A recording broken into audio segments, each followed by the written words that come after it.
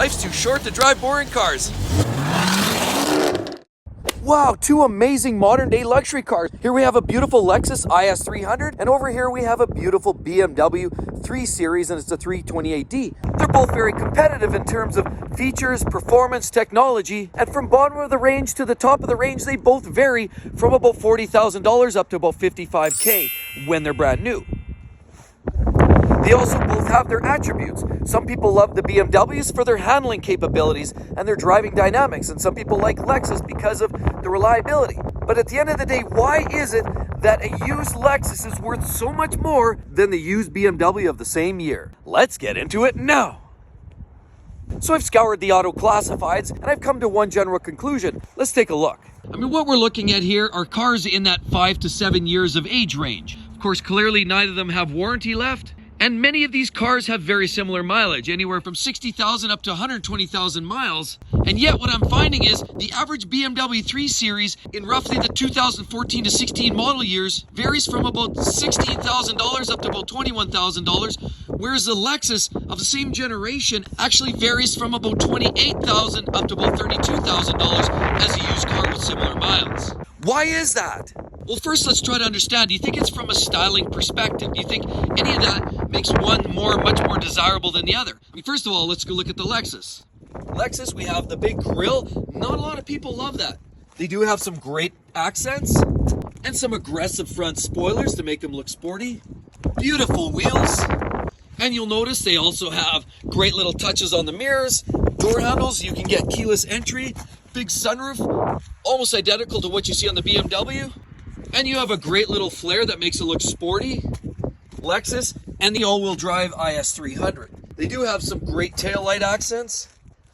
And the interior is just chocked with technology, high quality seats, both heated and cooled, infotainment systems that are not quite as good as the BMWs, although they do function very, very well. And if from a styling standpoint on a BMW, can never go wrong with that brand. For those that love the brand, you have the classic kidney grille style on the front, which is again a trademark look. You also have a very strong looking front end and a nose on there that looks sporty. BMW always has this area right here that's a short distance from the front wheel to the front bumper.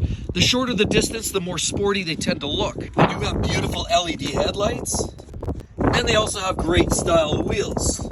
Very similar mirror configuration, you'll notice with the LED strip. And as I've said, very comparable sunroofs on both cars.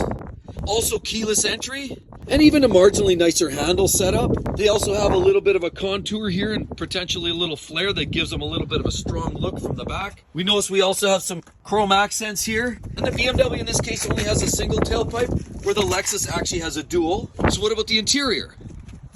BMW always has a high quality interior, and there's never any letdowns with the fit and finish or even the way it lasts. So realistically, cosmetically, there's no real reason one should win over the other.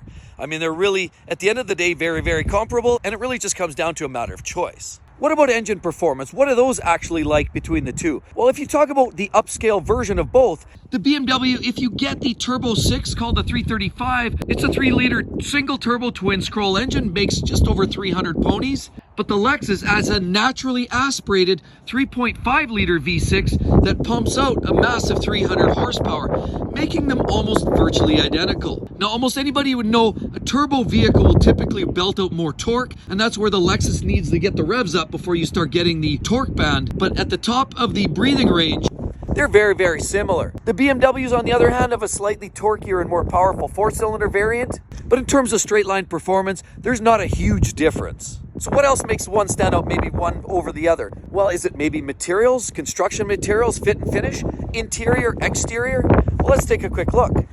As we've noticed, we have lots of chrome accents, great LED pieces. Again, we have LED on the BMW, as well as we have other little chrome accents you'll find on the bumper, both on the front as well as the back of the BMW.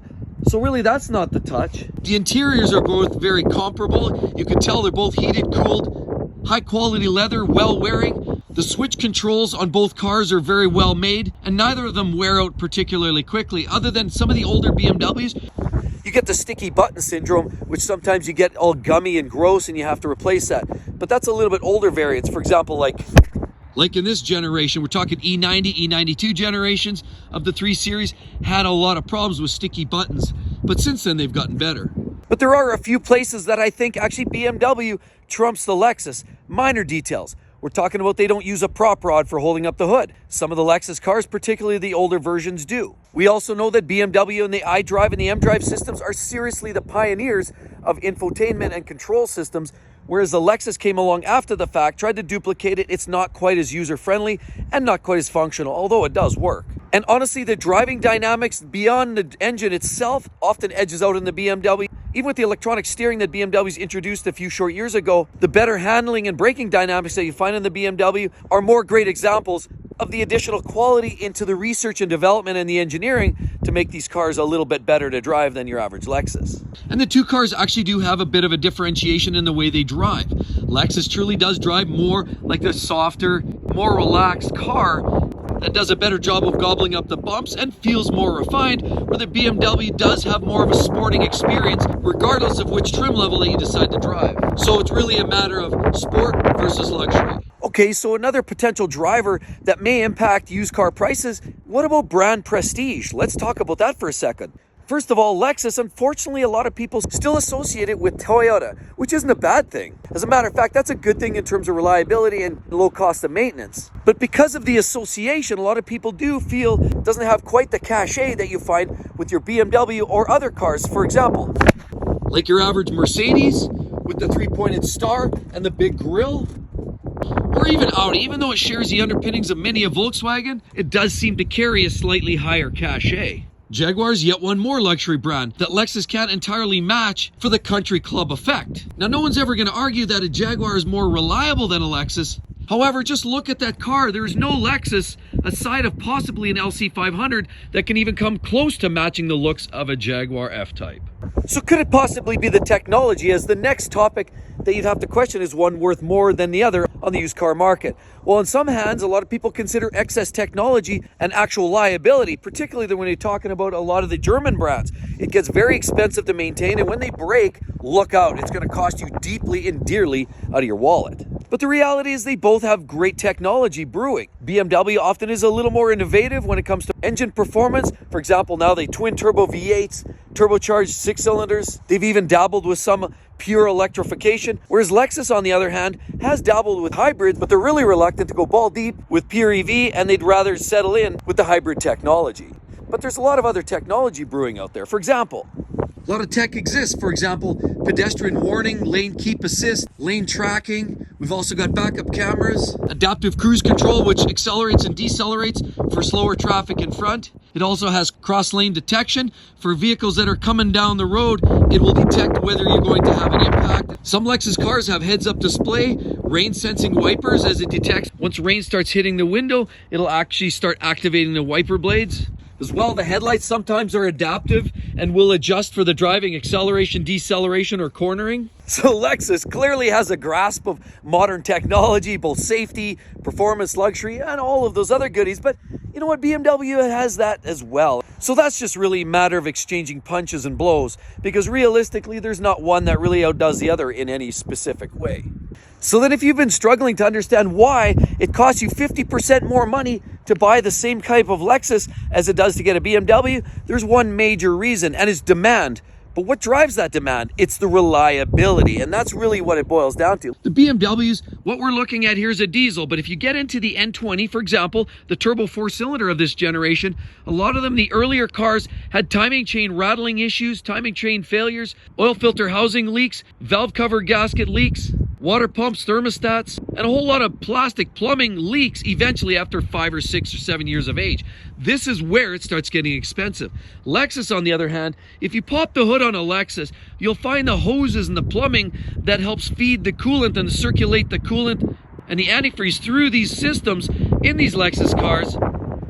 But then if you look at Lexus and pop the hood, what you'll find is all the plumbing and the cooling system and equipment are often made of rubber, and they don't have those fancy snap together ends. Instead, they have a nice rubber hose that's contoured, and it uses a pressure fit clamp that just snugs down on the end or on the nipple of the other end of the fitting, whether it's the radiator or the water pump, thermostat. There's far less plastic fittings under the hood to fail. Not to mention, when you incorporate turbocharging, as BMW does in a lot of their vehicles, to produce higher levels levels of output, you're creating excess heat because of the turbochargers, and people know that. People know that turbos fail, wastegates fail, the excess heat creates other plastic failures, and ongoing trips to the shop to get things fixed because they leak. Whereas Lexus, rarely do you have catastrophic issues.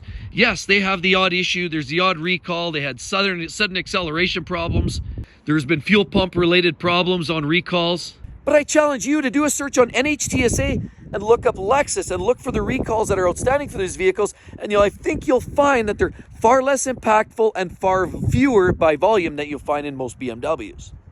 So the quality may be implied that it's higher in a Lexus than it is in a BMW, but it's not all just about quality, because BMWs often are made with high levels of engineering. They know the thresholds and the technology to get the cars to operate optimally. And they keep pushing the boundaries of reliability by introducing high levels of output, drivability improvements, by getting turbos closer to the intake and exhaust manifold simultaneously to reduce turbo lag. Whereas Lexus doesn't even bother with turbocharging in most cases. Now they're starting to introduce it in some of their 4-cylinder engines. But the bottom line is Lexus has maintained a very simple approach, and that's don't fix what's not broken. And as a result, it's the reputation. Not so much in the modern day Turbo 4s as it is in this car here. We have an IS350, and this is the naturally aspirated V6 of 3.5 liters displacement. And it's actually the same engine, more or less, that they use in the Toyota Camry. Tried and true and bulletproof. That, in fact, is why demand is higher for a used Lexus that's 5, 6, 7 years of age than it is for a BMW, is for the simple fact that people know that repairs are going to be less involved, less expensive, and less frequent. And that's the bottom line. And with all of that said, be sure to click right there. You're going to love that video. That is the most reliable BMWs on the market today. Hope to see you real soon. Catch you then. Bye-bye.